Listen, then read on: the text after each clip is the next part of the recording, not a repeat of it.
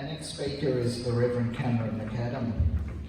Cam has spent many years standing with families experiencing grief and loss. He's going to bring a practical view for us on the process of dying and the subsequent events to celebrate a person's life. He's currently Minister of the Word of the Village Church, Mount Eliza, where he's developed a reputation for strengthening the local community. Let's welcome Cam.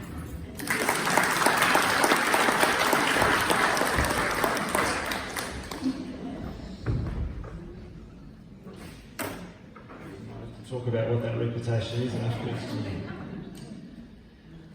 Well, it's great to be here this evening to share with community members in such an important community conversation. As Jim said, I'm currently the Uniting Church Minister in Mount Eliza, but I've been in placement for just over 11 years.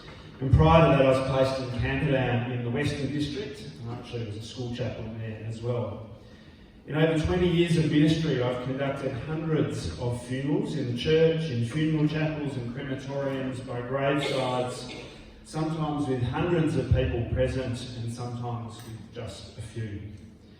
A number of those funerals have been for people from the wider community who approach the church because a family member has died. Some for people who've been at a service that I've conducted and they want that for themselves or for a family member.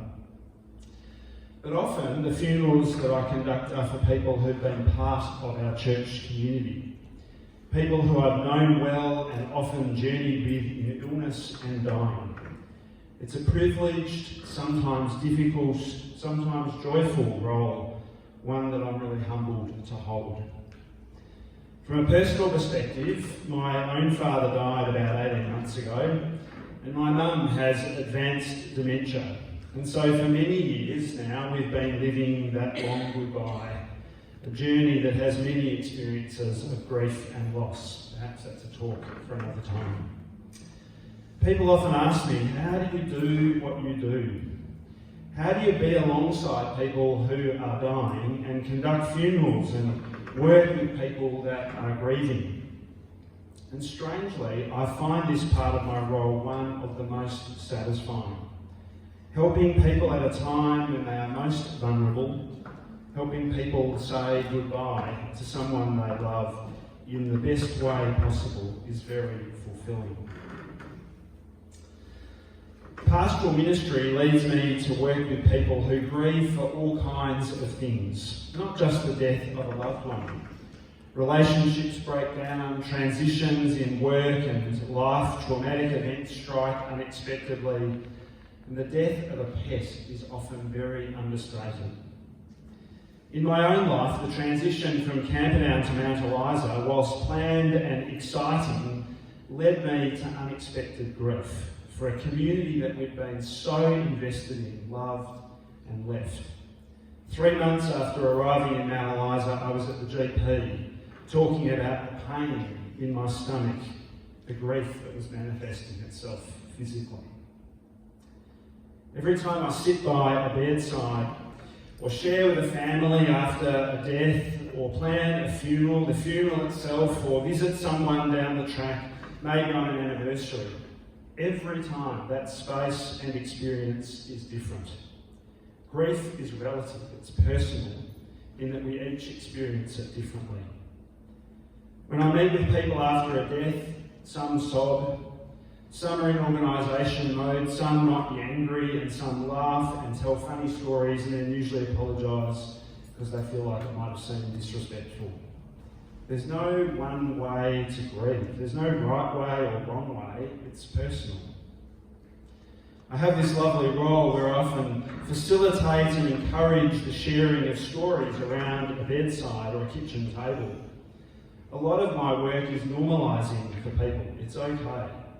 The emotions and feelings in your body that perhaps you've never experienced and that take you by complete surprise, it's normal.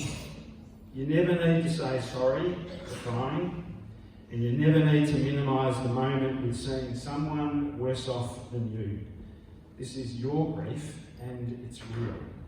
Eat what you need to eat, sleep when you can sleep, and be kind to yourself. As a friend or family member, you can't really help. You can't make grief go away. There's no cliche or platitude or words that you can say that will make this go away. Support is important. Taking a meal or a casserole, being alongside, all fantastic, unless of course space and quiet are what's needed in that moment. Carers need to have our radars on and do what's helpful in that particular moment. And I have found these jars to be helpful. Grief is not linear, like it gets smaller over time. Rather, over time, life fills out and grows around our grief. Grief is hard and it takes us by surprise, and when we think we're going great, but life will fill out.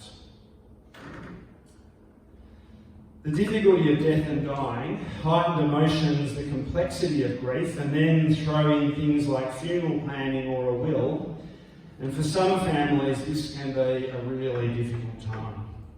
It'll be my experience that most families come together in grief. They share what is a difficult time, caring kindly for each other.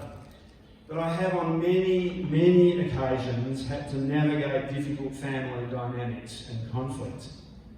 People who cannot sit near each other or be present in the same room. And there's often complex guilt about things that have been done or not done, or things said or not said. It's important that people have an opportunity to participate, to be included in funeral planning and participation and not cut out when relationships are broken. It's more likely that someone will choose not to participate.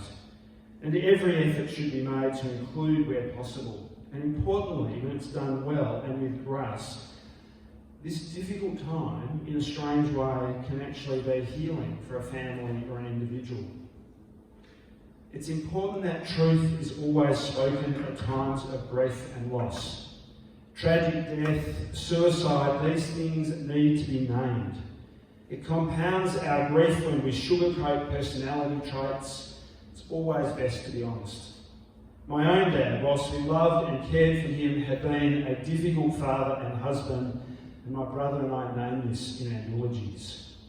One funeral conversation I shared with a son and daughter many, many years ago. We met in a cafe, people that I didn't know until this very moment began.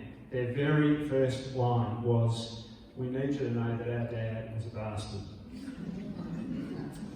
Just about every family has a ghost in the closet, something that they don't want named, and yet it shapes who we are.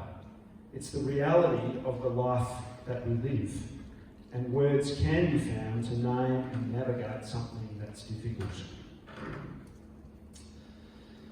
In our Western culture, death can be quite clinical and stark.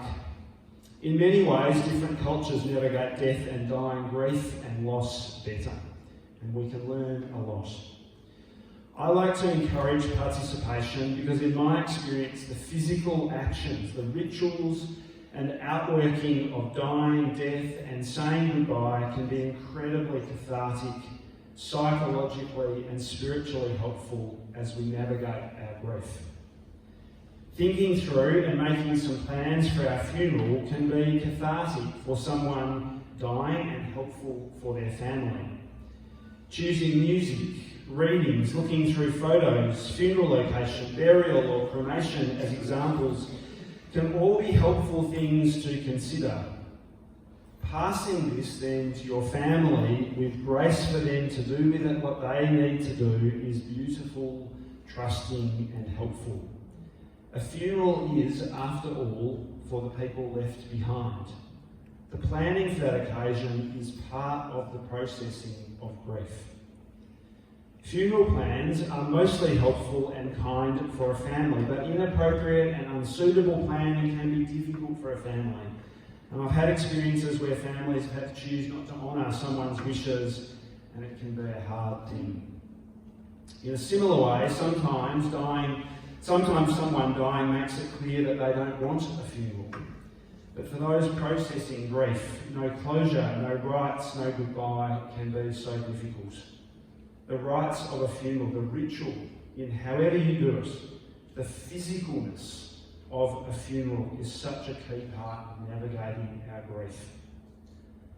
I like to encourage families to take part in a funeral service, writing and presenting eulogies where possible, remembering stories, choosing photos, music, readings, selecting clothes to wear. Be hands-on, carry the coffin, light candles, bring treasured items, listen to a love song, place flowers, throw dirt, scatter ashes, light candles, or do something special on anniversaries. Ritual and your rituals are so important at this time. Lastly, I held a long regret for not viewing my grandfather's body after his sudden death. A regret I discovered I held many years later when I was in college and doing some grief and loss training myself. I'd made a decision, largely through fear, I think, to not view my grandfather's body as a teenager. Death is part of our life. And where possible, I encourage people to be present at death, say goodbye, view a body, see with our own eyes. Each of us manages our grief and loss with the life skills we have. It's very personal, individual space. And please take from these thoughts whatever is helpful and leave whatever isn't. I feel very privileged to be compassionately alongside people in these moments, in these most difficult moments of their lives. And I'm certainly happy to stay and talk afterwards with anyone. Thanks.